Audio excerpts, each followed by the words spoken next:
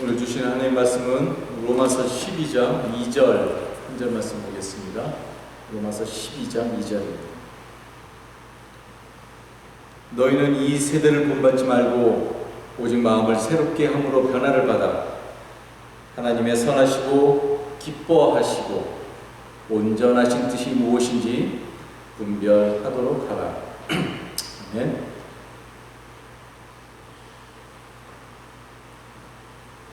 우리가 지난 주일에 오늘 읽은 로마서 12장 2절의 말씀을 가지고 영적인 예배를 드리는 인생이라고 하는 주제로 말씀을 함께 나눴습니다.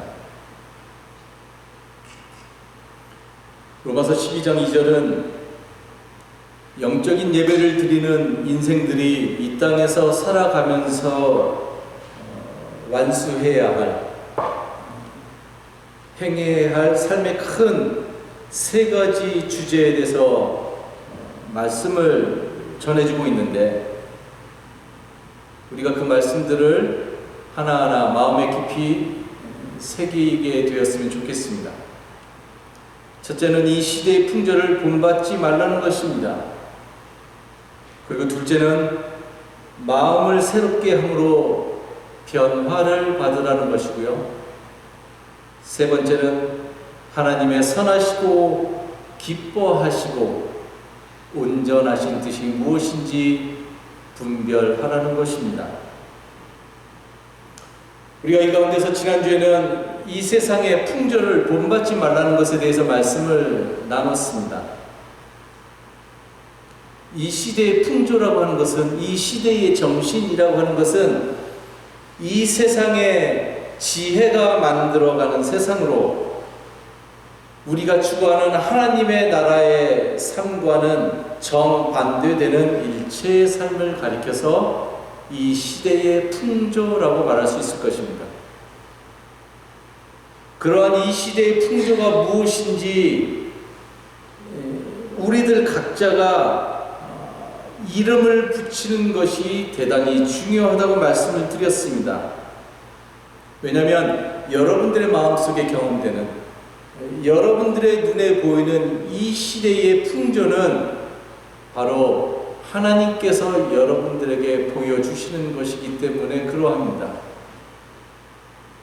그렇기 때문에 다른 사람이 말해주는 것이 아니라, 다른 사람의 이야기를 통해서 경험되는 세상이 아니라, 우리 스스로가 신앙생활을 열심히 함으로 인해서 그 신앙적인 경험을 통해서 그러한 세계가 무엇인지 보여야 되고요. 또 그러한 보이는 세계를 여러분들이 이름을 붙일 수 있어야, 적어도 우리가 이 땅에서 신앙인으로 살아가면서 그러한, 적어도 내가 이름 붙이는 그 세상에 동화되지 않고, 그리고 그러한 세상의 정신에 휩쓸리면서 살아가지 않게 된다는 말입니다.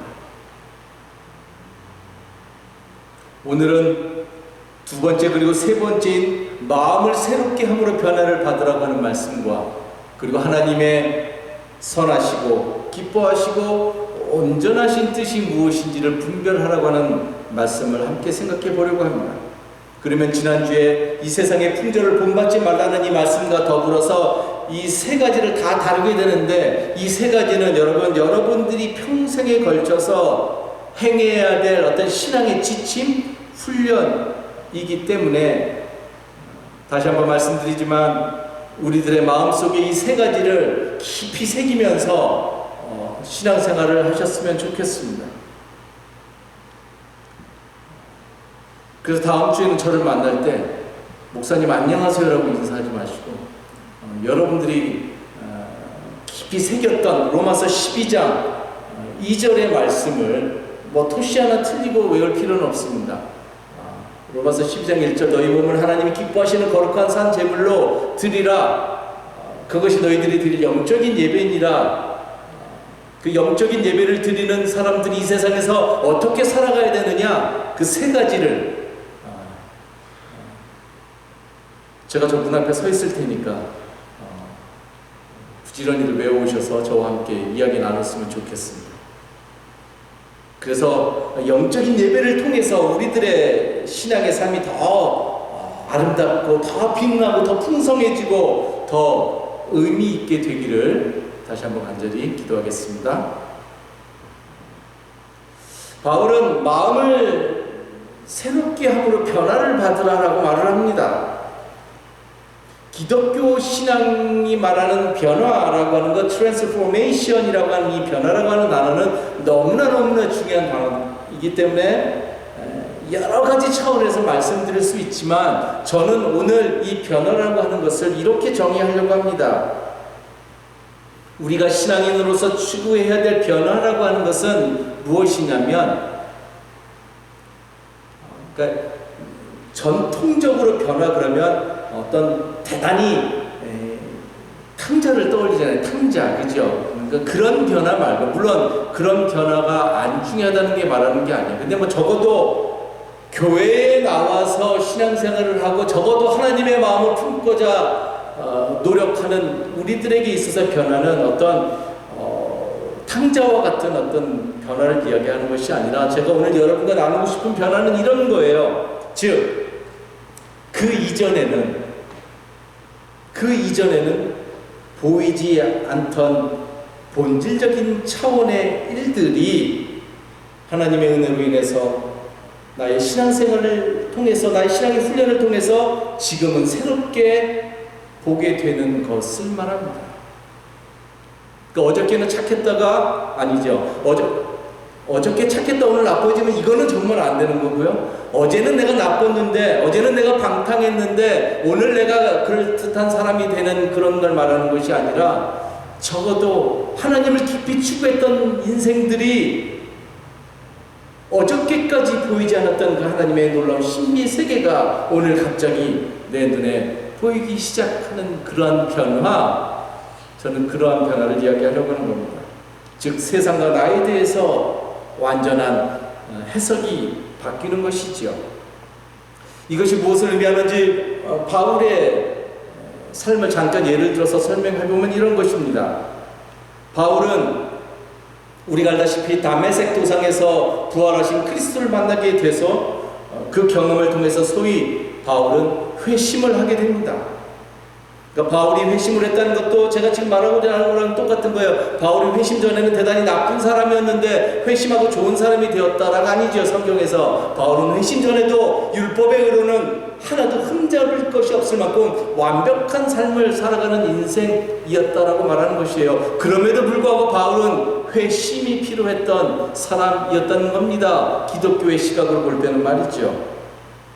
바울에게 있어서 그렇기 때문에 회심이란 그리스도를 통해서 세상을 보기 시작하게 되었다라는 것을 의미하는 거예요. 즉, 바울에게 있어서 세상을 바라보는 그 렌즈가 바뀌게 되었다는 것입니다. 그리스도라고 하는 렌즈를 통해서, 그리스도를 경험해서 그리스도라고 하는 렌즈를 통해서 세상을 바라보기 시작하자 바울은 삶에서 엄청난 변화를 겪기 시작하는데, 그 중에 하나가 예를 들면 이런 것이지요. 바울은 그 당시에 노예 제도가 하나님의 새로운 질서하고는 맞지 않다는 것을 깨닫게 되었습니다. 바울이 그리스도를 만나기 전에는 노예 제도를 보고 나서도 바울의 삶 속에 어떤 깨달음이 없었다는 거예요.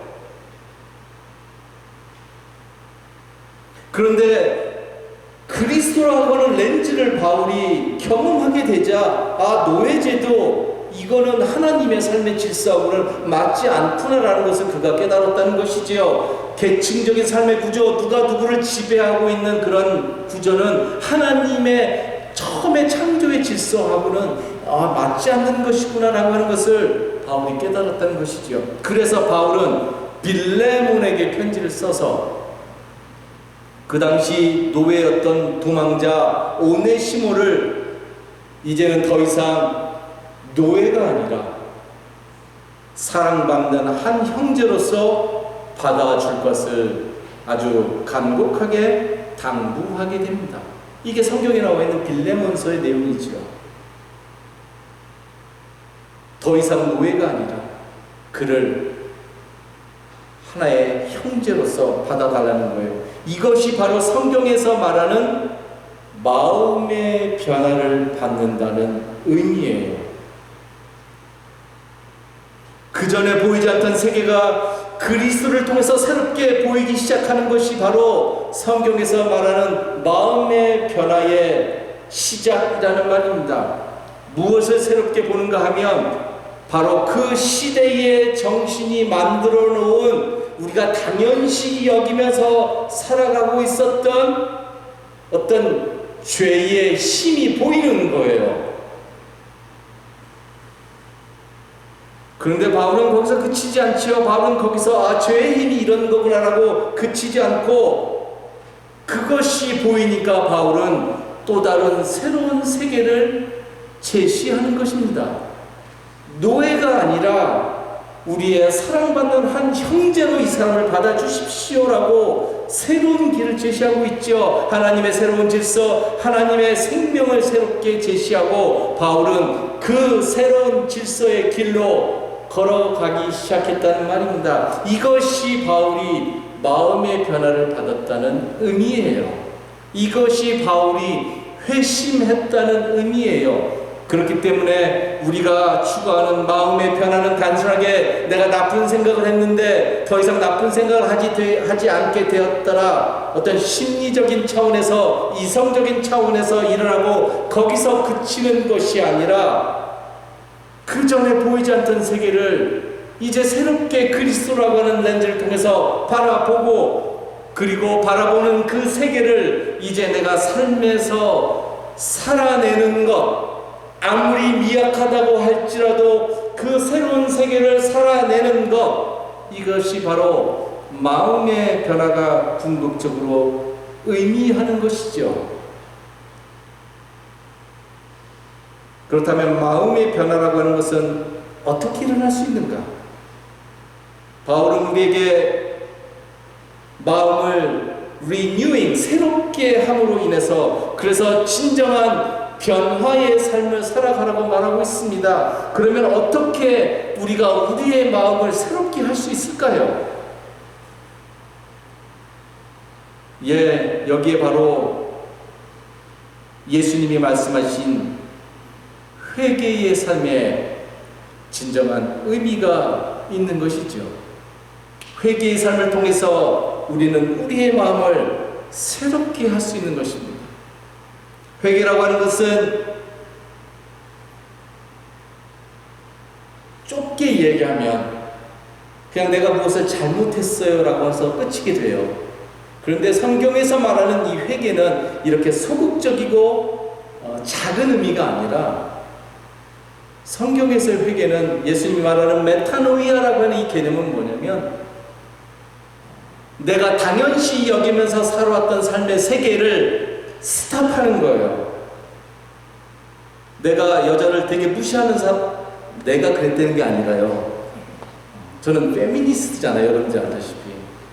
내가 여자를 당연히 무시하는 삶을 살아왔던 것을 회개하라는 것은 뭐냐면, 내가 더 잘못했어요 그치는 게 아니라 그 길을 스탑하는 거예요. 완전히 삶의 방향을 바꾸는 거지요. 그것이 예수님이 말하는 회개하라고 하는 의미예요. 왜 회개를 해야 되느냐? 그래야 우리가 추구하는, 정말로 우리가 간절히 바라는 하나님의 새로운 생명의 질서가 거기서부터 보이기 때문에 그러는 거예요.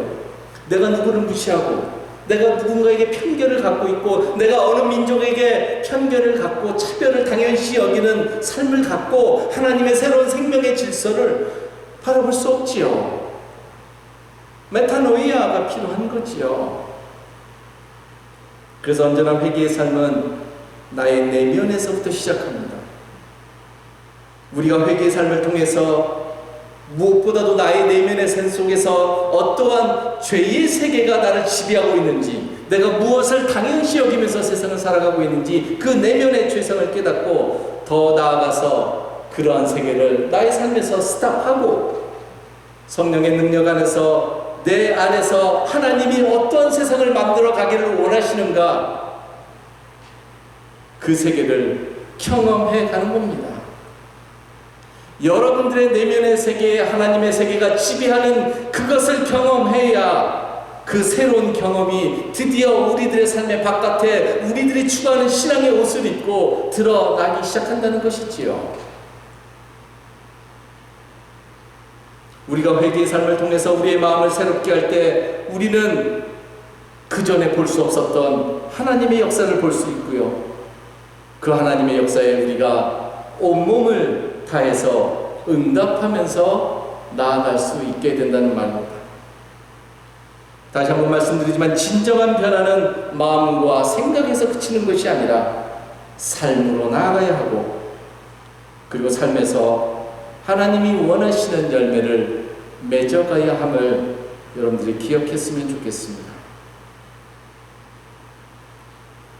우리가 드릴 영적인 예배의 삶이 가지고 있는 세 번째 의미는 바로 하나님의 선하시고 기뻐하시고 온전하신 뜻이 무엇인지 분별하라입니다. 우리가 변화를 받아야 되는 것은 그 변화 자체에 있지 않아요. 우리가 변화를 추구해야 되는 이유는 하나님의 뜻이 무엇인지 깨닫고요, 하나님의 뜻이 무엇인지 헤아리고, 그리고 하나님의 뜻을 온전하게 분별하기 위함이라는 사실입니다. 하나님의 뜻을 분별하면서 살아가는 것이 우리가 하나님께 드리는 영적인 예배의 진정한 의미인 것입니다. 여러분, 우리가 신앙생활을 그래서 열심히 해야 됩니다. 이건 말할 것도 없죠. 그런데 왜 열심히 해야 되느냐? 그 이유는 우리가 신앙생활을 열심히 함으로 인해서 하나님으로부터 내가 다른 사람들보다 더 많은 것을 더 빨리 얻어내기 위함이 아니라 바로 그 신앙생활을 통해서 우리가 하나님을 더 잘 알기 위함이라는 말입니다. 여러분들의 신앙의 열심의 근거가 무엇입니까? 내가 하나님을 더 알아가기 위함이라는 말입니다. 우리가 하나님을 잘 알아야, 그래야 하나님의 뜻이 무엇인지 분별할 수 있고요, 우리가 하나님의 뜻을 제대로 분별할 수 있어야 적어도 이 땅에서 우리가 하나님의 길로 건강하게 걸어갈 수 있는 것 아니겠습니까? 그런데 참으로 안타까운 것은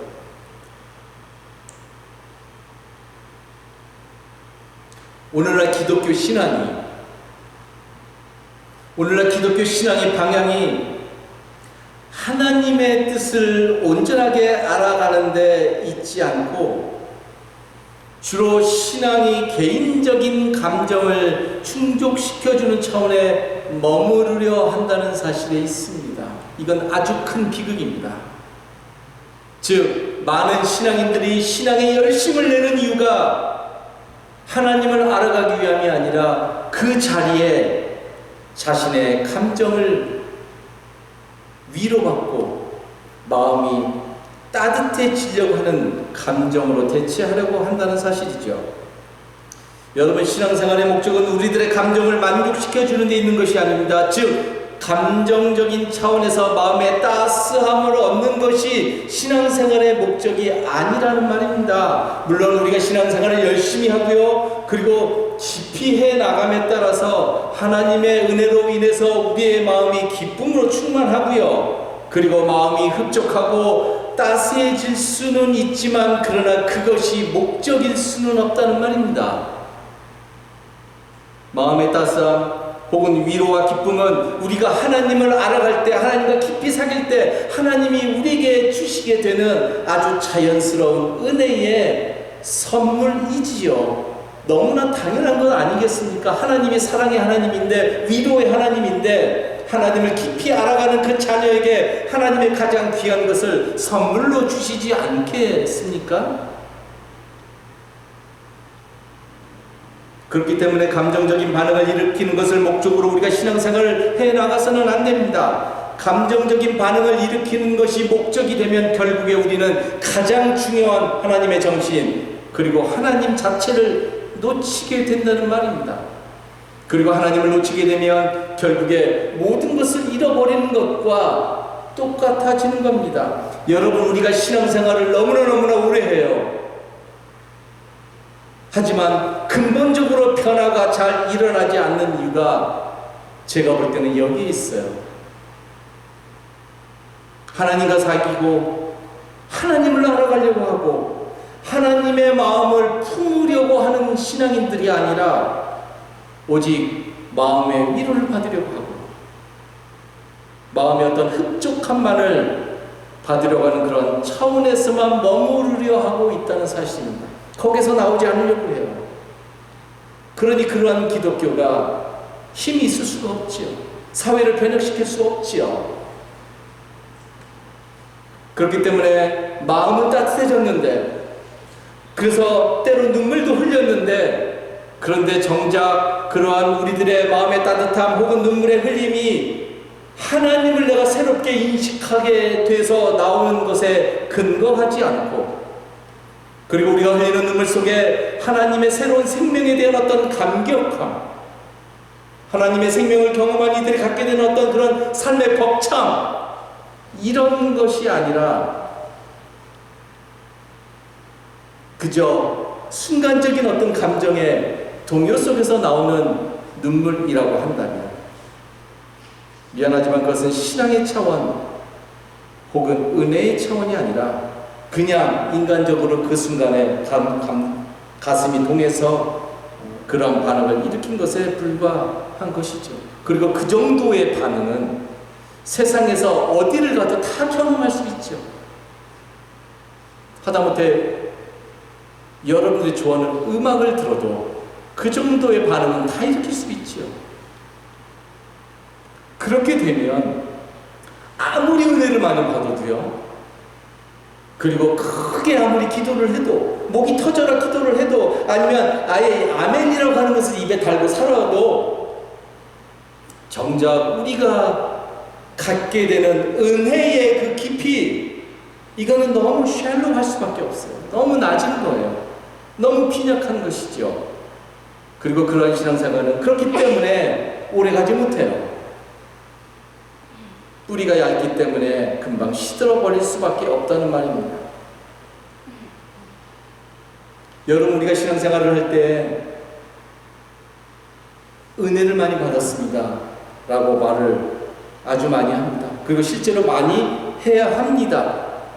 그러나 이제부터는 우리가 이 말을 이러한 차원에서 사용했으면 좋겠습니다.